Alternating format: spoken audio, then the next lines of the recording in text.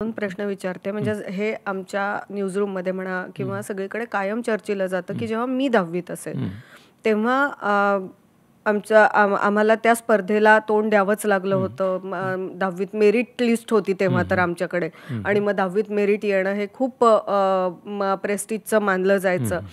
आता मुलांवर ताण नको म्हणून बदल करत करत आपण 8वीपर्यंत नापास करत नाही, मग ते कुठलंही बोर्ड असो. नंतर मेरिट लिस्ट बंद केली. मग असं असताना जेव्हा आपण आज या स्थितीला आलोय तेव्हा अर्थात 20-22 वर्षापूर्वी कमी होत्या आत्महत्या, इतके हे विषय टोकाला गेले नव्हते, मग तरी ताण का वाढलाय आता? बघा ना, म्हणजे हा विरोधाभास आहे की माझ्या लहानपणी मला जे आठवतं, माझा जन्म 57चा, तर मी 61-62 काहीतरी शाळेमध्ये प्रवेश केला. मी 6 वर्षाचा व्यवस्थित होऊन मग पहिलेच टाकलं मला. ते लोअर केजी मला आठवतं ते.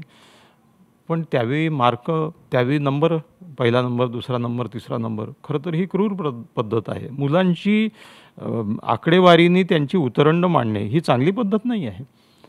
म्हणजे 5वा आलो, 13वा आलो, 22वा आलो, माझा नंबर पहिला आयुष्यात कधी नाही आला शाळेमध्ये, आणि त्याच्याबद्दल मला खंत नव्हती. पण सगळ्यात महत्त्वाचं आईवडिलांनाही त्याचं काही अजिबात वाटत नव्हतं. माझा भाऊ नेहमी पहिला यायचा, त्यांनी पहिला नंबर कधीच सोडला नाही. मी कधीही पहिला आलो नाही. पण मला आठवतं वडिलांनी एका वाक्यानेही कधीही असं म्हटलं नाही की तो बघ पहिला येतो आणि तू का नाही, छान आहे, चांगलं आहे, चालू द्या. ही नेव्हर डिस्क्रिमिनेटेड.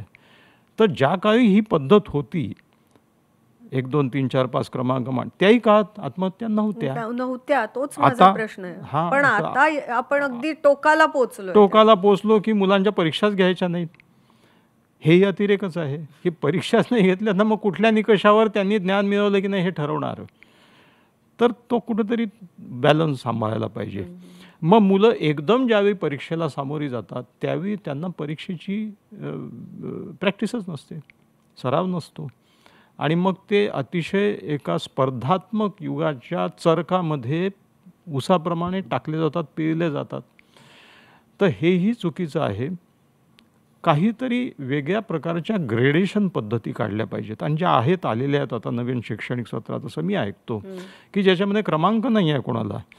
पण मग अर्थातच इन्सेंटिव्ह काय आहे, माणूस इन्सेंटिव्ह शिवाय कुठली गोष्ट करणार नाही. प्रायव्हेटायझेशनकडे वळतो आपण. याचं कारण असं की माणूस काहीतरी त्याला स्वतःला मिळाल्याशिवाय तो कामाला प्रवृत्त होत नाही. मुलांमध्ये सुद्धा हे ज्याला रिवॉर्ड पनिशमेंट सिस्टीम म्हणतात, रिवॉर्ड मिळाल्याशिवाय मुलं कामाला प्रवृत्त होणार नाही. ते रिवॉर्ड मात्र मार्कांच्या बाबतीत किंवा कुठल्या याच्या बाबतीत न देता वेगळ्या पद्धतीने याचा विचार करावा लागेल. तेव्हा हा फार महत्त्वाचा प्रश्न आहे की ज्या काळी मार्कांची उतरंड वगैरे हे सगळं होतं त्या काळी होत नव्हते, आणि आता मुलांना इतकं मुक्त वातावरण दिलेलं आहे. पण ते मुक्त वातावरण फक्त शाळेपुरती आहे. पण एक सांगतो मी, समाजामध्ये स्तर असतात. एक स्तर असा आहे की ज्याला याची चिंताच नाही आहे की मुलं काय शाळेत जातात आहे की नाही मार्क मिळत. एक मध्यमवर्गीय अत्यंत असा एक प्रोटेक्टिव्ह, सिक्युअर माइंडेड असा एक स्तर आहे, आणि तो खूप मोठा आहे भारतामध्ये. म्हणजे युरोपची पूर्ण लोकसंख्या नसेल इतका मध्यमवर्ग आहे भारतामध्ये. तर तो स्तर असा आहे की मुलं कॉम्पिटिटिव्ह याच्यात जाणार आहे, आणि त्यांना त्या कॉम्पिटिशनमध्ये उतरलंच पाहिजे. एबीपी माझा, उघडा डोळे बघा नीट.